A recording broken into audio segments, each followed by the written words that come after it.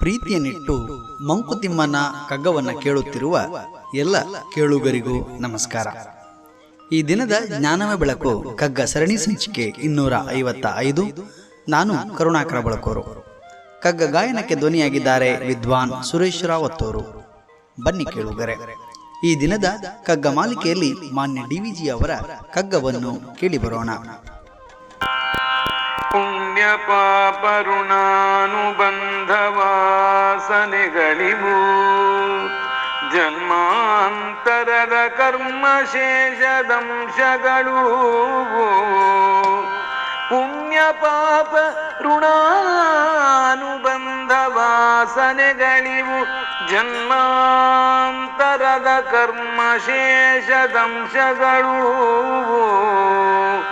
ಎಣ್ಣಿಕೆಗೆ ಸಿಲುಕದ ಆಕಸ್ಮಿಕ ಯದೃಚ್ಛೆಗಳು. ಸನ್ನಿಹಿತ ದೈವಿಕದೆ ಮಂಕುತಿಮ್ಮ, ಸನ್ನಿಹಿತ ದೈವಿಕದೆ ಮಂಕುತಿಮ್ಮ, ಸನ್ನಿಹಿತ ದೈವಿಕದೆ ಮಂಕುತಿಮ್ಮ.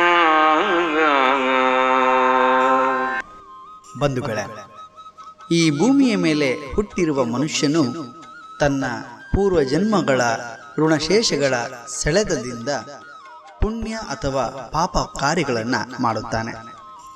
ತಿಳುವಳಿಕೆ ಇದ್ದೋ ಅಥವಾ ಇಲ್ಲದೆ ಇವು ನಮ್ಮೆಲ್ಲರ ಜೀವನದಲ್ಲಿ ಆಕಸ್ಮಿಕವಾಗಿ ನಡೆದು ಹೋಗುವ ಘಟನೆಗಳಾಗುತ್ತವೆ.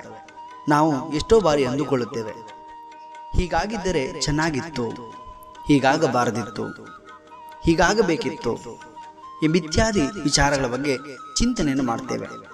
ಆದರೆ ಇವೆಲ್ಲವೂ ಕೂಡ ಭಗವಂತನ ಪೂರ್ವ ಕಲ್ಪಿತವಾಗಿಯೇ ಘಟನೆಗಳು ನಡೆಯುತ್ತವೆ.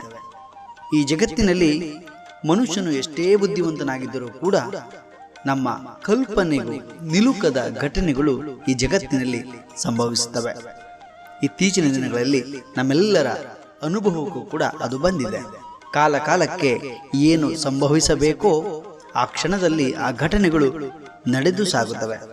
ಇಲ್ಲಿ ಭಗವಂತನ ಪೂರ್ವಕಲ್ಪಿತ ಘಟನೆಗಳಿಂದ ತಪ್ಪಿಸಿಕೊಳ್ಳಲು ಯಾರಿಂದಲೂ ಸಾಧ್ಯವಿಲ್ಲ.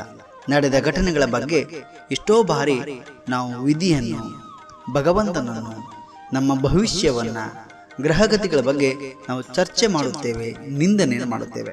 ಹೀಗೆ ಭಗವಂತನ ಜಗತ್ತಿನ ನಡೆಯನ್ನ ಅರ್ಥೈಸಿಕೊಳ್ಳುವುದು ಅಷ್ಟು ಸುಲಭ ಸಾಧ್ಯವಲ್ಲ ಎಂಬ ವಿಚಾರಗಳನ್ನು ಮಾನ್ಯ ಡಿವಿಜಿ ಅವರು ಮಂಕುತಿಮ್ಮನ ಈ ಕಗ್ಗದಲ್ಲಿ ಉಲ್ಲೇಖಿಸುವುದನ್ನು ಕಾಣಬಹುದು. ಬಂಧುಗಳೇ, ನಾಳೆ ಇನ್ನೊಂದು ಕಗ್ಗದೊಂದಿಗೆ ನಾವು ಬರುತ್ತೇವೆ. ಅಲ್ಲಿಯವರೆಗೆ ನಮಸ್ಕಾರ.